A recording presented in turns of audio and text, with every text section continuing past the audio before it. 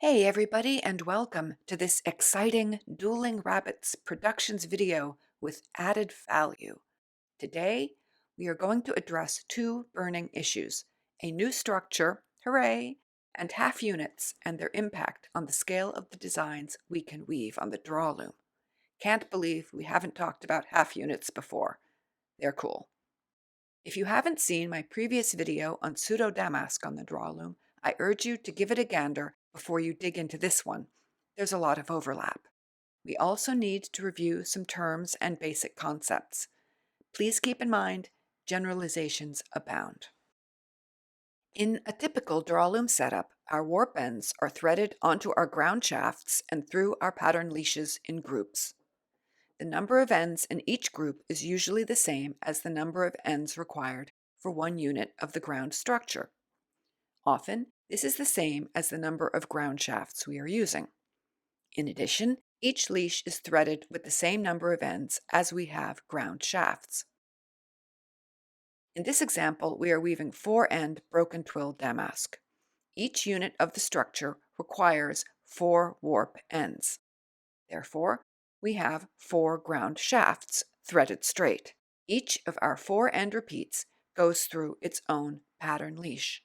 This setup is so common that some sources use the word unit instead of leash.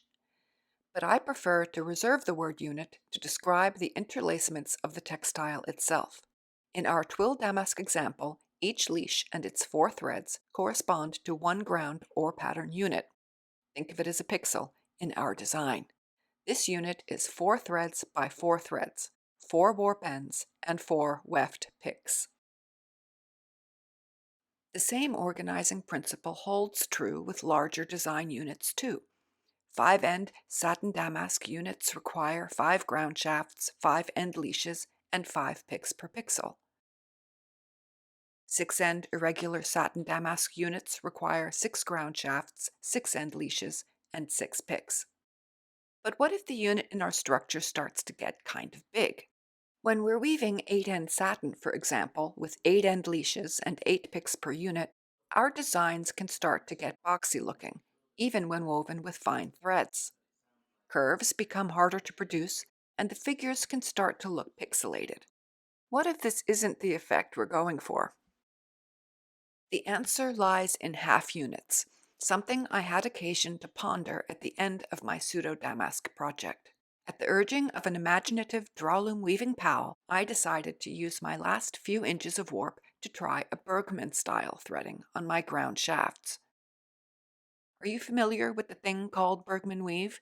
It's a tied weave with alternate plain weave and tie-down ends, just like my pseudo-damask, and its distinctive rose path diamonds look very cool.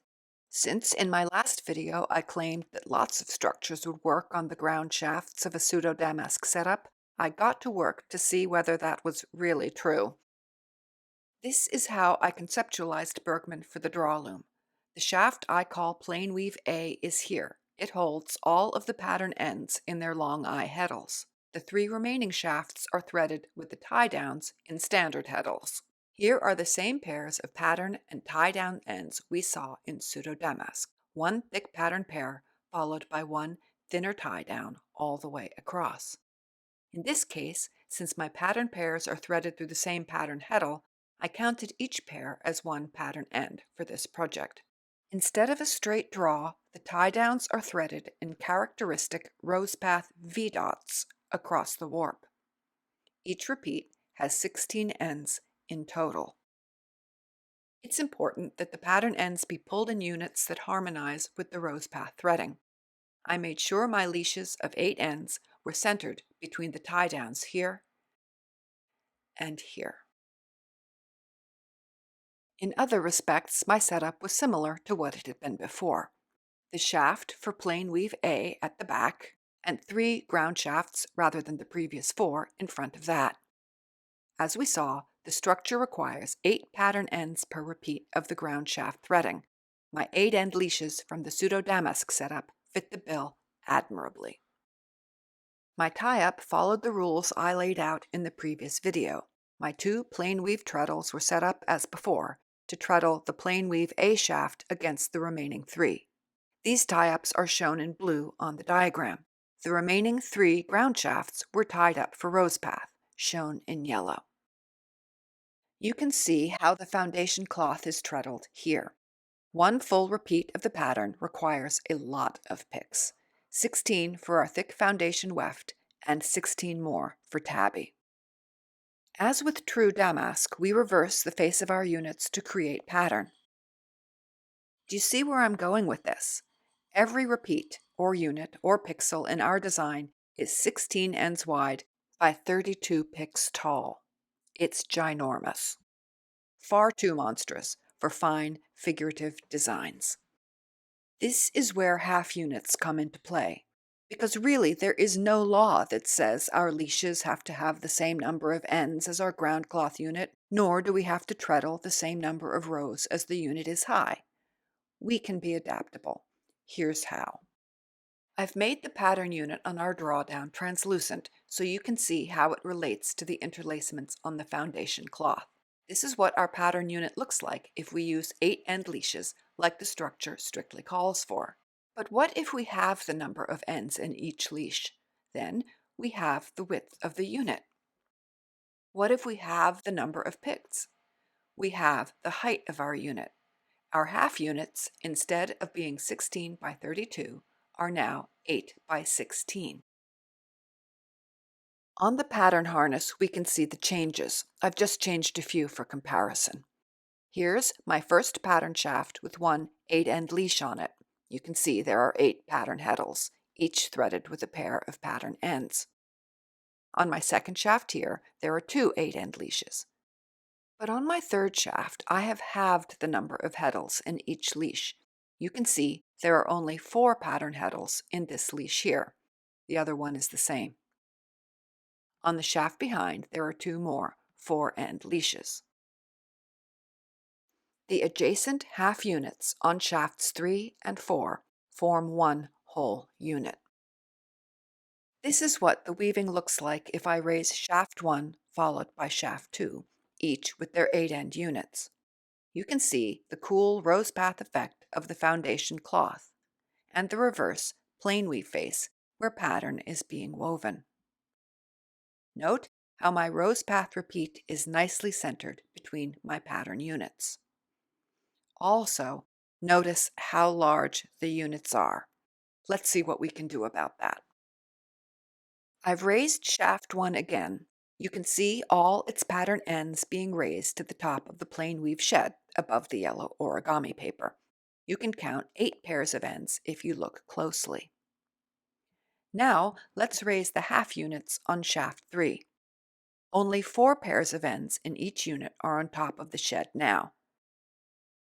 If I wanted to weave these as full units, I need to raise shaft 4 as well. Let's weave whole units and half units at the same time so you can see how this works.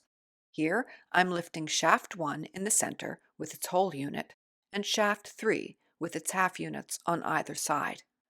Also remember that I need to treadle 32 picks for a whole unit. I'm only going to treadle 16 now to the center of my rose path diamond. When I've thrown my 16 foundation and plain weave picks, this is what it looks like. There's the first half of my rose path diamond and the first half of my full pattern unit. There's my completed half unit. To continue, I will release shaft 3 with its half units and raise shaft 4 with its half units. I will leave shaft 1 raised while I treadle the second half of my rose path and full unit repeat. 16 picks later, and this is what we've got. The rose path repeat is now complete, as is the whole unit in the center here. These are my 2 half units.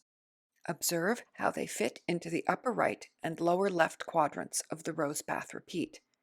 It is all very tidy and intentional looking. Now that my 32-row unit has been treadled, I can rearrange my pulls and continue with my pattern. Half units are a great way to change the scale of our designs and are adaptable to most ground structures. The most common use is in 8-end satin, where half units of 4 ends are typically treadled against the 8 picks of the full repeat. But we can mix and match units and treadlings in imaginative ways to really increase the design possibilities of the cloth we weave. I hope you'll experiment for yourself and discover something new. Have fun, and as always, thank you so much for watching.